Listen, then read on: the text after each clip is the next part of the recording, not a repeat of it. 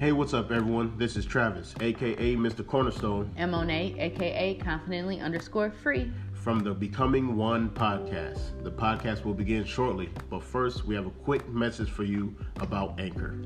If you haven't already heard about Anchor, it's the easiest way to make a podcast. They literally take away all of your excuses. First of all, it's free, and who doesn't like free? The creation tools that Anchor supplies allow you to record and edit your podcast right on your phone or computer. And after you're done recording and editing, Anchor will then distribute your podcast for you so it can be heard on Spotify, Apple Podcasts, and many more. You can even make money from your podcast. Now, maybe you're listening to this like, well, I don't have 10,000 subscribers or followers. Well, guess what? Again, Anchor thought of that. There is no minimum listenership. Anchor is literally everything you need to make a podcast in one place. Download the Anchor app or go to anchor.fm to get started.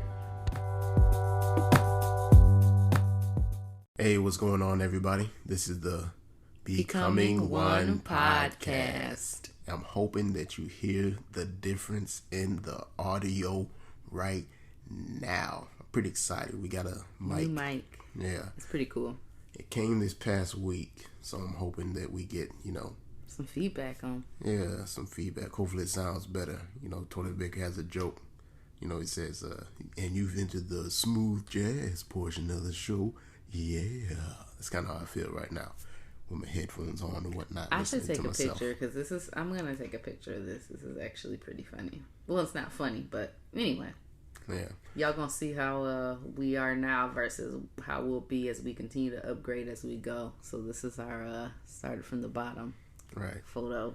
Out here, I trimmed my beard up, lined it up and whatnot. It's looking rather nice, you know what I mean? By the way. So, lined it up. I got the new mic out here, looking like new money, even though I'm still waiting on that money, but that's all right. Yeah, Travis, we're going to get right into it. How are you feeling today? How are you doing today? How are you? You know what? This past week was hell. And when I mean like hell, I mean like hell on top of hell. Tell me about it. It was... So, we already know we're in COVID right now, or quarantine. Quarantine. Right. So, with my position at work, the engineers are starting to take hits with work because jobs are stopping, and if the jobs are stopping, then they're not doing payouts and stuff like that. What do you mean jobs?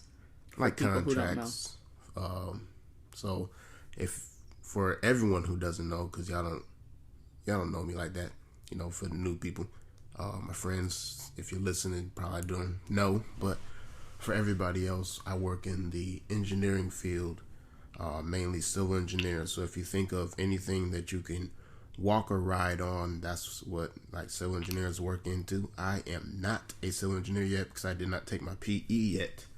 What is PE? The PE is a professional engineering license. Yeah.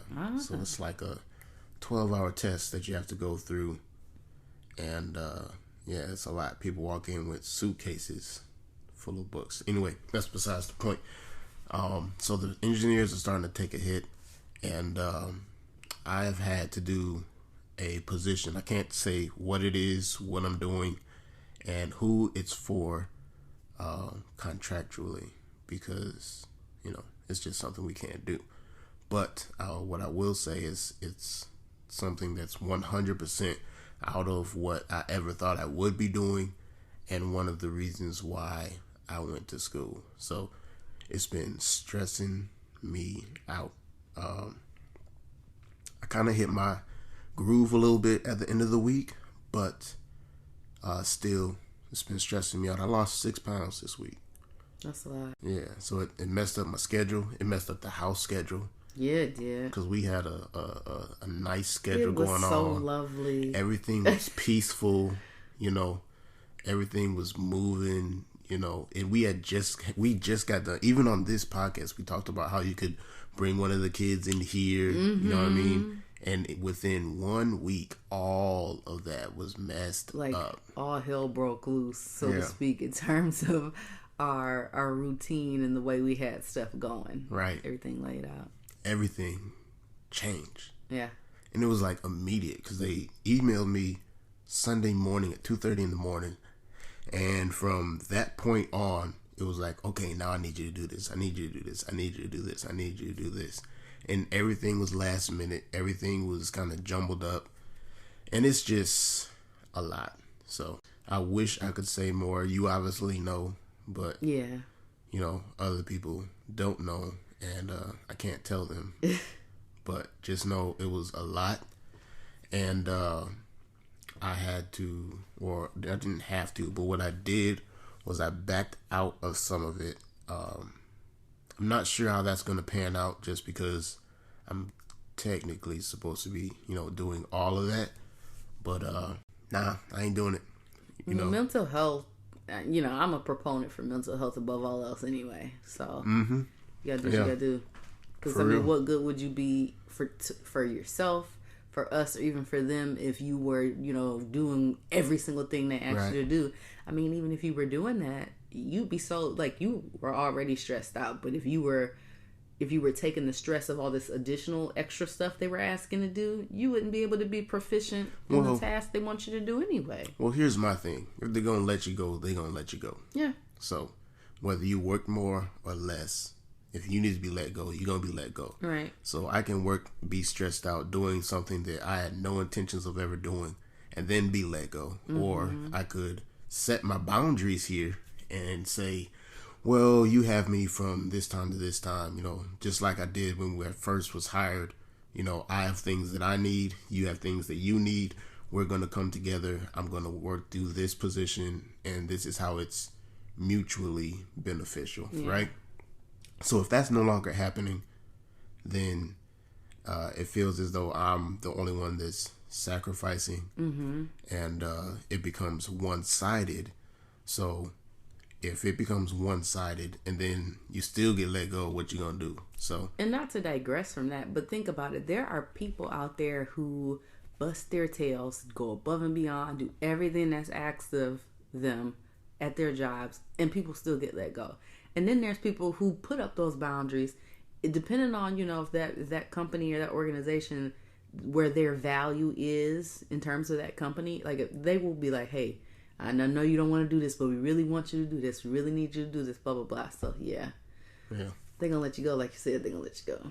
Yeah. So I have to just put up some more boundaries. I have more than other people, but that's what's been stressing me out. So, gotcha. I had today, and I'm better today after I did kind of like a hype session, went through my beard regimen, you know what I mean, trimmed that bad boy up in there, singing to myself and dancing and listening to old school music or whatnot. Self-care. Yep. And then I got today, and then tomorrow I got the skin regimen thing going on. So I'll be straight. Good stuff. How you doing? I'm doing good. I think for this past week, it was just hard kind of settling into the new quote unquote normal. Yeah. The temporary however normal. Long I'll call it temporary normal. Yeah. Just having to get the kids up earlier than normal.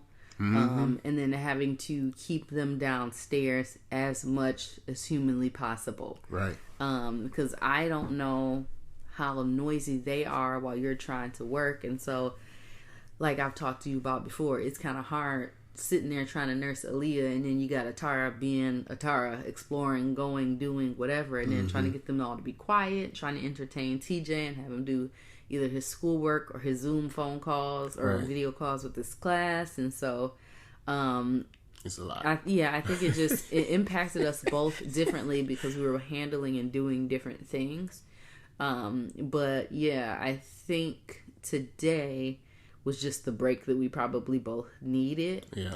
And even I took a nap today. You know how long it's been since I didn't have a real nap, like a legit nap? Because you literally couldn't before. Well, at least this past week, it was impossible for you to get any time to yourself. And I'm not being negative or pessimistic, but just looking at the way the week is structured because of the kind of work you have to do now, I don't even see where a nap would fit in. It doesn't. And part of that is because Aaliyah's sleep schedule is changing too. You know, at one point I was able to get her and Atara both down at the same time. Now that's not happening. So, but you know, you just kind of go with it as it comes. So I'm doing well overall. Yeah, so. yeah. That's good. Yeah, today was a good Pray day. for us, y'all. Pray for us. We're gonna be all right though. We'll But make it. since I have the floor at the moment, I would like to just go ahead and hit us with the quote of the day. All right. So my quote is coming to you from J.M. Barrie. I think it's called his or her last name is Barrie, Barrie. And it's J. period M. period Barrie or Barrie or and powerful P's over there you got. Sorry, B. Yeah. So it says, the moment you doubt whether you can fly, you cease forever to be able to do it. What? Say that again. The moment you doubt whether you can fly, you cease forever to be able to do it. Isn't that deep? Mm-hmm. Like, that is so applicable to any and every area of life. And so as it pertains to the topic that we will be discussing today for the podcast, which is believing for your spouse, how do you think believing for me has affected or impacted us collectively? Yeah. Or me individually or you personally? How do you think that? Because I know if I'm not able to believe I can do something, it's going to be very hard for me to do that thing. Right. But there have been times and instances where I've had this sense of doubt or disbelief or unbelief, and you've come in and helped me through that. Right. So can you give me some, if you can think of some examples, what is the first thing that pops into your mind? Well, if we can go back, let's go like a trip. Roll it back. Yeah, let's Go back the tape. Let's take like a trip through time, right? Down memory lane. Yeah. Back So down memory let's go lane. back to when we first got married, right? Yeah. When we first got married, TJ was on the way, right? I was still in school. Were you out of school then? Oh yeah. Yeah, I was working for the state. Yeah, so you were working for the state. I kept a job, but it wasn't really like, you know what I mean? We can go buy a couple beans with the money I was making at that time. But we were young. We had a child on the way, and we didn't have as much money available to us, right? So what we believed are the options that were available to us put us in what I would call survival mode, right? So we weren't thinking about building or thriving. We were thinking about getting through. Surviving. Yeah, surviving. So I have this much money, what can I spread out? How much can I spread this out in order to make it through? So in that, you're in a spot where you're actually not believing for anything. You're just looking at what you have and literally trying to survive. Well, fast forward a little bit. Now we have a little bit of breathing room. It's still just TJ at this time, right? And now we have that breathing room, which actually gives us room to wonder or think. Because at this point, we didn't have to pay for childcare or anything like that. Right. So there's like a pocket of money where it's like, okay, well, what can we do with this? We actually went on vacation that year. You remember that? He wasn't even a year old. We went on vacation for our anniversary. Which was like a big deal for us. Yeah, it was. That is funny. Shameless plug, though, even though it's Travis's turn to talk. We went to a, I don't want to call it a hotel because it's way better than a hotel, but it was like this place. It's called Sybaris. They have locations everywhere. They have one in Wisconsin, Chicago, everywhere. And they have these really nice rooms that have hot tubs in them and massage chairs and a bunch of bougie stuff. Mirrors on the ceiling. The one we had and it had so it was the room. Then it was like this glass wall with a door. And on the other side of the glass wall was an actual pool in our room with like the rainfall coming from the top. And there was a steam room and a hot tub in there. It was real nice. So shameless plug for Sybaris. Anybody wondering what they want to do after COVID-19 is over for their anniversary or a nice special trip, check out a Sybaris room. Just saying. I don't know. You mess around and You got well. There's already going to be a baby boom at the end of this year. If you quarantine in a separate room, that might be dope. Hey, okay. If you quarantine with nah. Ain't nobody going to the rooms now. You'd have all them aches and pains. You can't even use the stuff. You just want to. You'll be all right. Nah. Anyway, I'm sorry I interrupted. Anyway, what was I saying? We went on vacation. We were super excited about that. Little pocket of money. Done threw me off. So you had that money, and it allows you space to believe, right? And what that does is it gives you the opportunity to believe for more than what you have, because especially if you're somebody like me, you're like, okay, what can I do with this to get it to come back and bring more back to me, right? Mm-hmm. And I'm just speaking from a monetary perspective, but that's everything. That's your physical body, that's mental health, because if you have space and time to think, then you have time to become better. And what actually happens with our bodies, right, physically, is that if your body is in a constant state, and this is like I guess you would call it a plug, but it's kind of like with intermittent fasting, right? The thought behind it is, to my understanding, if you're doing intermittent fasting, and you can better explain it, please put it in the comment section or something like that. But the thought behind it is that you give your body a break, right? So when your body doesn't have to constantly break down food and, whatever else you're putting in your body, if your body isn't breaking down, liquor all the time, things of that nature, what it does, instead of working to break those things that you're putting in it down, is it actually heals itself, mm-hmm. right? So your body puts the energy towards healing the organs and, healing what's wounded. But if you're always using that energy to fight off sickness or the parasites that we put in our body or mm-hmm. things of that nature, then your body doesn't have time, it doesn't have the energy or the resources to actually heal itself. Yeah. Well, it's the same way in our relationships, our money, everything, mm-hmm. right?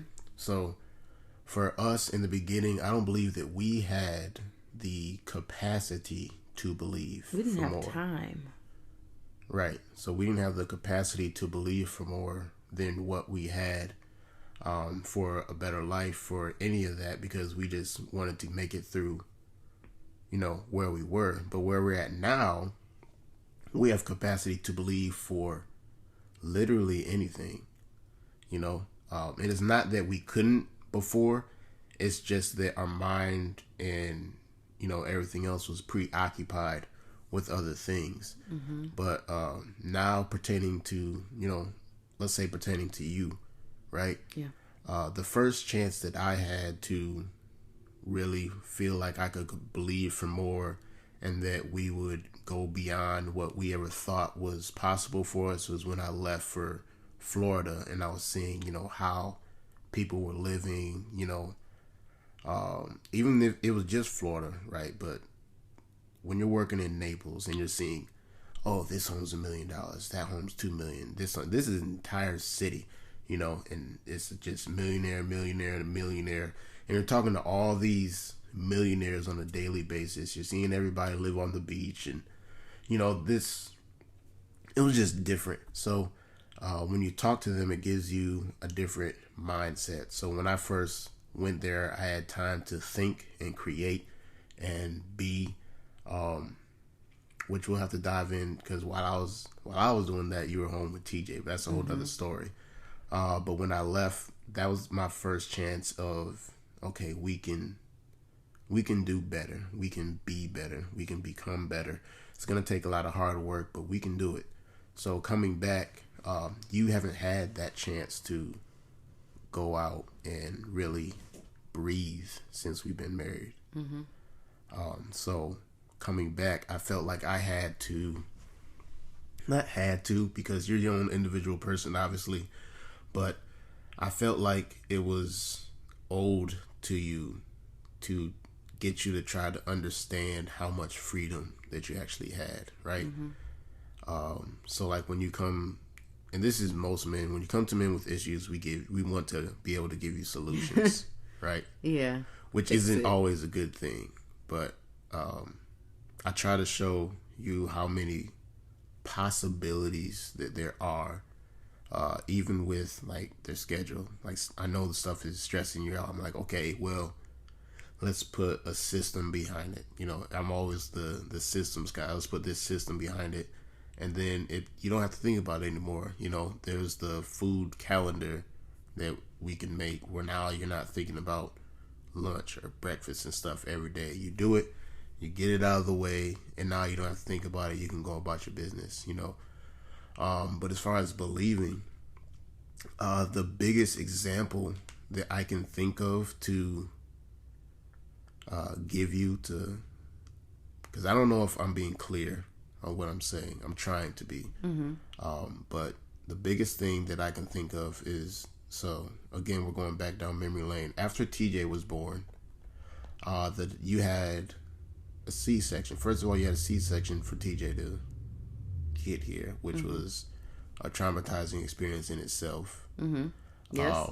But after that C-section, the doctor told you that every birth that you had after that was going to be C-section. Now, I don't remember being told that, but what you were pretty jerked up.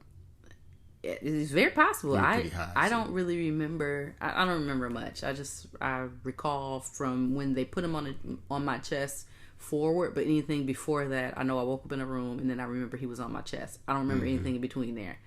It was a lot. But he was in the room. Just speaking on that though, it's probably likely that was said, and I can only attest to what I know about C-sections prior to, having the other two children, which was usually when you get one, that's how the rest of them are. Because my mom, it's three of us, she had 3 C-sections. So that's like the mantra that a lot of doctors believe. Yeah. So when you were told that you had to have a C-section, you believed it. And every time I would bring up another child, you would say something along the lines of, well, I really don't want to have another C-section.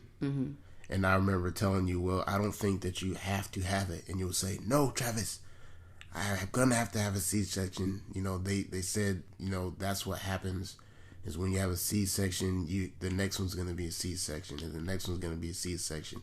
My mother had C-sections. And I was like, I don't believe that that's what it is. And, when somebody has that thought in their mind, unless you come with information that they'll believe outside of, I don't believe that that's the only way, they're going to hang on to what they know to be true. So what I did, and I think you said you don't remember this part either, but what I did was I was going to work and I was literally looking up, what could be done after a C-section. I came across, I was reading up on VBACs and things of that nature. And I went back and said, see, it is possible. And you were like, no. And I don't know how you don't remember all these conversations. I don't. But you swore up and down that it was impossible for you to have a natural birth. I would say, quote unquote, natural birth. Well, you don't need quotes, but anyway, you swore up and down that it was impossible to have that natural birth. And then when Atara was on the way, we obviously didn't go back to the same hospital. No, we didn't. We went to the other hospital. Yeah, we went to the other hospital, and that was one of our questions: was this possible? And they were like, "Oh yeah, we do VBACs here." I think the doctor took into account my pre-pregnancy weight and then my height. And the reason for having a C-section the first time. And after looking at all that, he basically said, oh, you got about a 60% chance of having a successful VBAC. So I'm good with those numbers. I said, cool with me. Yeah. So in that case, all that time between the first two, I was pushing you to believe beyond what you thought was possible as far as being able to have a natural birth outside of a C-section, like that experience that you had the first time. And then when we moved down here, it was like, okay, start over. We're not bringing the same mindset that we had in Kalamazoo, to Charlotte, which is where we are now. We're building something new. We're building what we want, and we're not focusing on what we don't. Yeah. So it was pushing you to say, well, because you've said it, these are your own words, where you said, well, I can do a lot more than housework. Mm-hmm. I'm more than just TJ's mom. I have a lot more capabilities than that, right? So when we moved down here, it's like, okay, well, let's build those. Let's get started. Because before, you were working for the state, and if you've worked for the state in any capacity, they don't really care about your skills. No, honestly, they care about plugging you into a system. So yeah, so it was like, okay, well, let's build upon some of this stuff, right? When you do that, again, there's those blocks of, well, this is what it has been in the past. Like when it came to working out, I'm always pushing for workouts. And as you know, you give me a lot of, flack. Yeah, flack is an easier version of the word that I wanted to say. Hard time. Yeah. So, but then you get those results.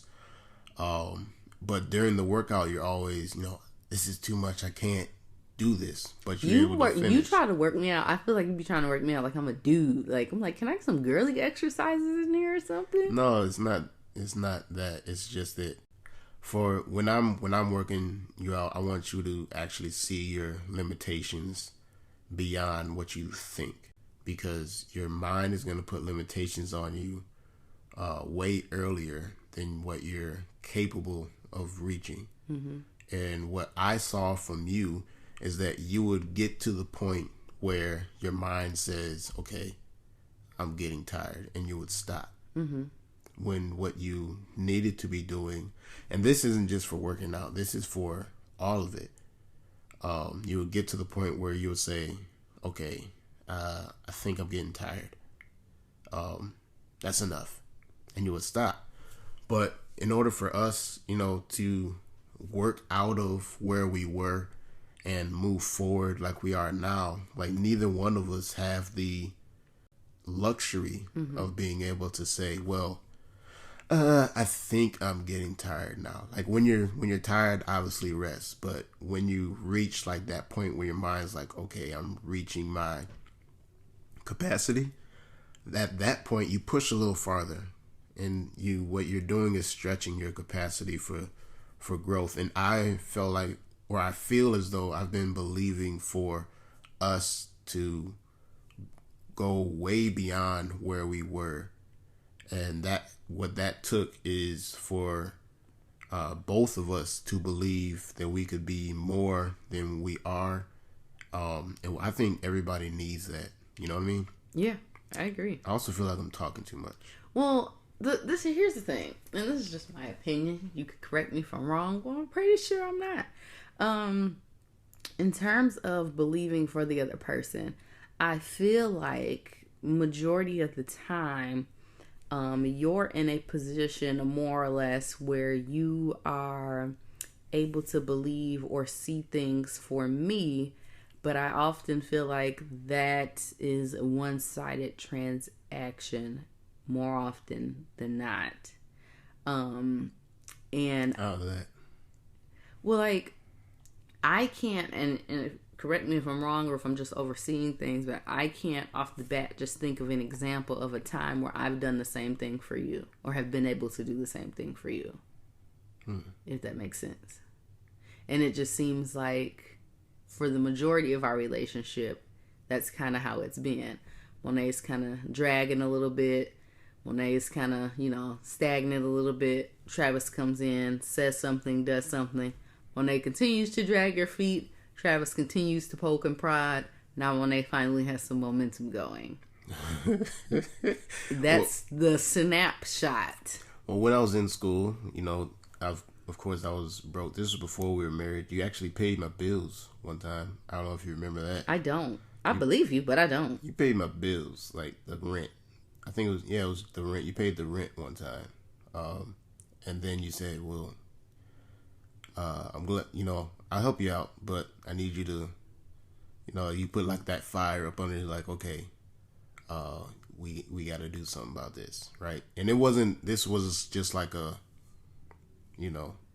one of those times where an emergency came up. I think it was probably my car broke down, but you paid my rent that time, which helped me out. And then it put that I can't remember what you told me, but it was something else that I think that just kind of gave me a little bit of fire. I went and got like two more jobs outside of what I had. And then there was when I was first out of school, right? And I was looking for jobs, and I was like, I don't know if I can be at this place or should apply or whatever. Mm-hmm. You're like, you could do that. You could do that. Try to, your like voice. Yeah, go ahead. I do not sound like that. You can do that. You can do that. So, just applying for those positions helps. So that's another instance. And then there's just like the random times like during the week where you'll say like, okay, like what can I do for you? Or Travis, you need to, do X, Y, and Z because what you think and feel matters, and you got to take care of yourself because you're not going to be able to take care of us if you can't take care of yourself. So there's stuff like that you do all the time. Or even when I was working, you would come up here and just clean. So it seems like nothing. I wanted to give you a clean workspace. So I think that I don't think that you do it the same way as I do. Like I'm just a direct person in general. If you ask me a question, I want to give you a direct answer. I don't think you don't do it the same way, but I think that you do it. So is that like a love language thing? Like, how do I want to articulate that? So you know how everybody's love language is different. Well, I want you to I don't want to go that far out of track. No, I'm asking because you were saying we do it different. So I'm saying, is that kind of like a love language thing? Like everyone expresses and receives love different ways. Is this kind of like I'm believing for you, saying, oh, you got this, you can do this, blah, blah, blah, in a different matter or a different way than you would normally say it to me? Well, that's not necessary. I see what you're trying to do. Mm-hmm. That's not necessarily how I receive love in what you're trying to do in those matters. Mm-hmm.